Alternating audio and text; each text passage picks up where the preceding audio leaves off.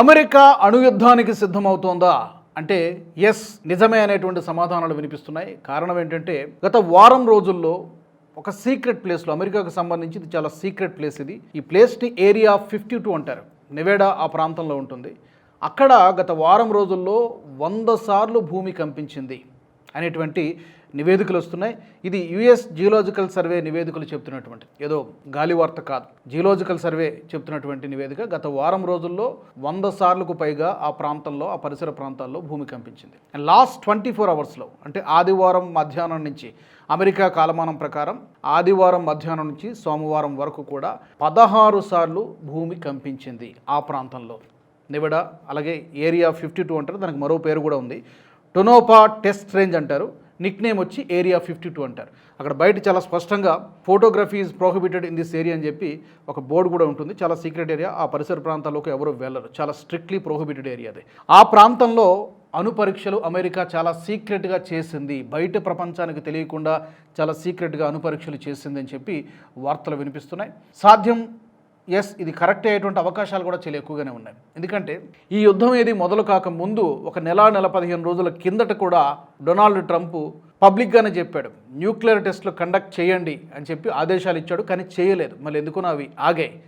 But అంతర్గతంగా సీక్రెట్గా అధికారికంగా అయితే ఎక్కడా చేసినట్టుగా వార్తలు వెలువడలేదు.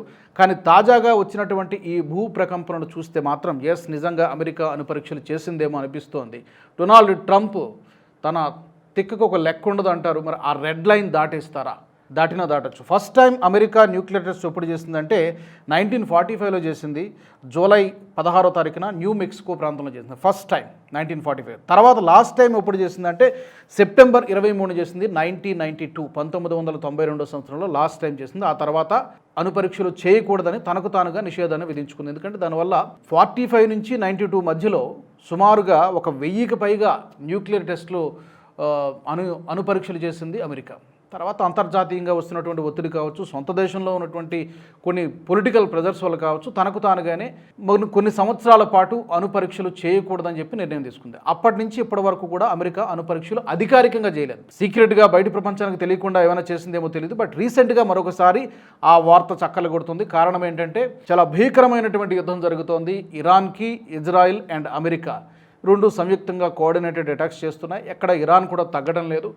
ఎక్కడ పడితే అక్కడ అమెరికా స్థావరాలపైన దండెత్తుతుంది. ఎంత డ్యామేజ్ చేయక, తను ఓడిపోతానని తెలుసు ఇరాన్కి, బట్ ఓడిపోయే లోపు ఎంత నష్టాన్ని చేకూర్చగలుగుతాను అమెరికాకి, అమెరికా రెప్యుటేషన్ ఎలా చెడగొట్టాలి, ఇంత పెద్ద దేశం అమెరికా ఇరాన్ చేతిలో ఓడిపోయిందా, లేదా కొన్ని ఆస్తులను ధ్వంసం చేయగలిగింది అన్నటువంటి రెప్యుటేషన్ ఏదైతే ఉందో, అమెరికా రెప్యుటేషన్ని, ఇజ్రాయెల్ రెప్యుటేషన్ని ఎంత దెబ్బకొట్టగలుగుతానటువంటి ప్రయత్నం ఇరాన్ చాలా క్లియర్గా చేస్తుంది. బహుశా దీనికి అడ్డుకట్ట వేయడానికి ఇక వేరే గత్యంతరం లేనటువంటి పరిస్థితుల్లో ఆ రెడ్ లైన్ దాటి ట్రంప్ నిర్ణయం తీసుకుంటాడా?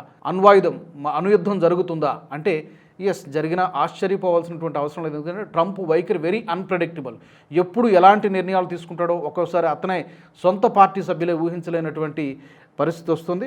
కాబట్టి ఈ తాజా పరిణామాలు పరిస్థితి చూస్తుంటే రిక్టార్ స్కేల్పై నమోదైనటువంటి తీవ్రత కూడా 2.5 నుంచి లోయెస్ట్, అది 3.9 రిక్టార్ స్కేల్పై నమోదై ఈ ప్రకంపనల యొక్క తీవ్రత ఆ విధంగా నమోదైంది. అంటే ఒక సగటు మనిషి ఆ వైబ్రేషన్స్ని ఫీల్ కాగలుగుతాడు.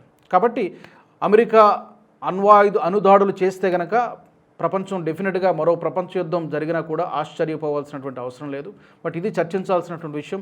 అంతవరకు ట్రంప్ వెళ్తాడా? రీసెంట్గానే అనౌన్స్ చేశాడు, 4 నుంచి 5 వారాల పాటు యుద్ధం కొనసాగవచ్చు, ఈ లోపే ఇరాన్ మా దారికి వచ్చేయచ్చు కూడా అని కూడా ట్రంప్ అనౌన్స్. మరి మీకేమనిపిస్తోంది? అమెరికా అణుయుద్ధానికి సిద్ధం అవుతోందా? ట్రంప్ ఆ రెడ్ లైన్ దాటుతారా? ఒకసారి కనుక అణు దాడి జరిగితే, అణుబాంబు వేస్తే కొన్ని జనరేషన్స్ నష్టపోతాయి. ఆ ప్రాంతంలో అది 10 సంవత్సరాలు పట్టొచ్చు, 20-30 సంవత్సరాలు కూడా పట్టొచ్చు. అక్కడ గడ్డి కూడా మొలవదు. కొన్ని జనరేషన్స్ ఆ యొక్క ప్రభావం, రేడియేషన్ ప్రభావం డెఫినెట్గా ఉంటుంది. మరి చూడాలి ఏం జరుగుతుందో. ఈ వీడియో మీకు నచ్చినట్టయితే లైక్ చేయండి, 10 మందికి షేర్ చేయండి. అలాగే కామెంట్ల రూపంలో మీ అభిప్రాయాలను మాతో పంచుకోండి. Nationalist hub group of channels ను సబ్స్క్రైబ్ చేసుకుని తెలుగునాట జాతీయవాద జర్నలిజాన్ని ప్రోత్సహించండి. ఈ వీడియో కింద ఉన్న బెల్ ఐకాన్ పై క్లిక్ చేయడం మర్చిపోవద్దు.